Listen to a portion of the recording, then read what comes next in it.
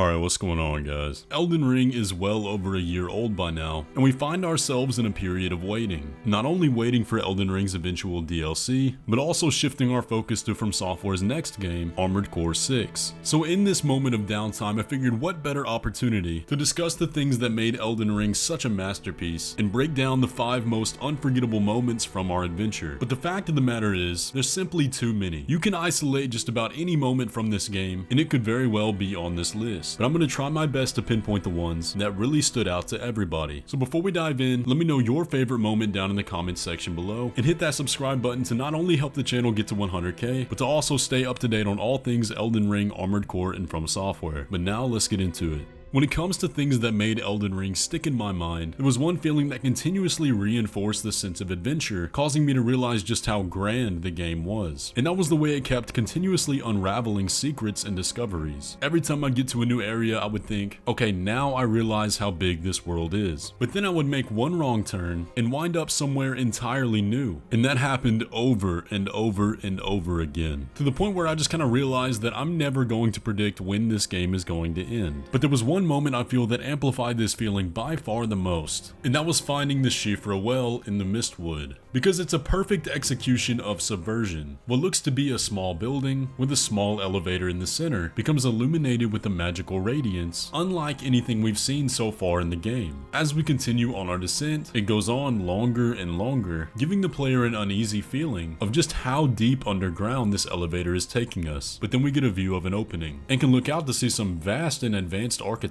realizing that there is a whole nother civilization below the surface. And this all becomes unveiled along the over a minute long trip down. There are so many little tricks in this elevator ride that create a feeling of mystery, not only with the elevator shaft gradually growing wider as you descend, that gives the overwhelming sense of depth, as well as the harsh change in color palette to really cement the fact that it's a new world down here. For me, unearthing the Eternal Cities completely flipped my understanding of the world on its head, and is by far one of my favorite moments in the game. Up next on the list of unforgettable moments in Elden Ring, there was one part of the game right at the beginning that, even though it wasn't a surprise, still turned out to be one of the best moments I've ever played. As we journey through Stormvale Castle, we not only experience a fantastic level, both in design and storytelling, but we're also challenged in ways only a Souls game can do, and that challenge reaches its pinnacle once we reach the throne room of Stormvale Castle. The fight with Godric is by far one of my favorite moments in all of Elden Ring, and even though it's not the biggest spectacle, and not the hardest fight, there's so much here that just encapsulates what the game is about and the story it's trying to communicate. This is our first introduction to a demigod, and the first real challenge of our Tarnish to prove our capabilities not only to ourselves, but to all the other characters we've interacted with so far. But beyond that, Godric as a character is someone we've heard numerous things about by this point in the game. All throughout Limgrave, he's earned his notoriety, and he's been built up as a staple villain, terrorizing other Tarnished in the area. But as the fight progresses, we see more and more his desperation, crying out to his forefathers and going to extreme measures to earn their approval. The voice acting here is top notch, and the depth that this adds to his character makes this boss so much more memorable. Overall, I just love this fight. It stuck with me ever since the first time I beat him, and it's made Godric not only one of my favorite boss fights, but also one of my favorite characters in the lore, and so I had to put this moment on the list.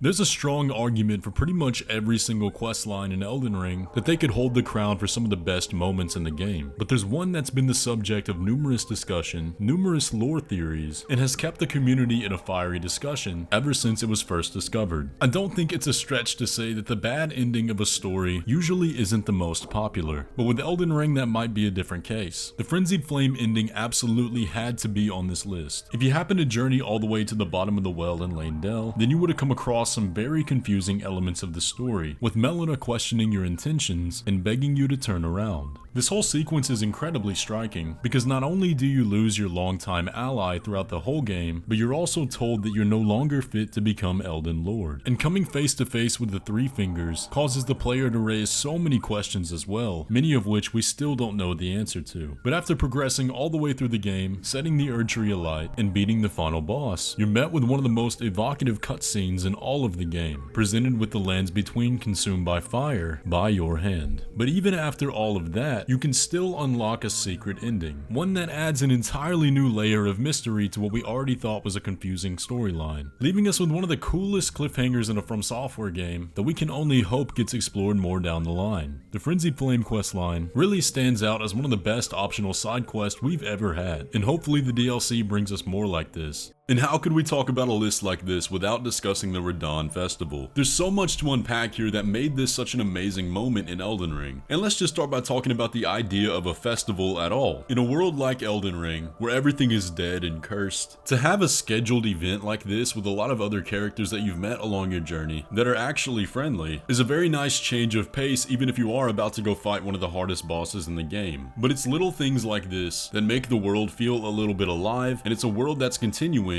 even when you, the player, aren't involved. And that's a very hard feeling to capture. As for the fight itself, FromSoftware really tried to break the mold here, introducing the first raid-style boss fight we've had, where the player is meant to summon as much help as possible, and even adding a little Easter egg with patches, where if summoned, will leave as soon as seeing Radahn. But there's just so much to love about this fight. It took all of the innovations that Elden Ring added to the series and made them important. You utilize the horse, you utilize the jump. The only downside here is that you can't spirit summon, but that's made up by the fact that all the festival members can help as well. But with Radahn himself, FromSoftware captured what a boss should feel like. You get an introduction to his legend, intimidating the player and showing just how strong he is. But what sets Radahn apart in this aspect is that he actually lives up to it. Radahn is one of those bosses that's going to be in the forefront of FromSoftware history. I really want to hope that we're going to get another fight this spectacular, but even if we don't, I think Radahn is going to be the benchmark for boss fights going forward, because man, this moment was incredible.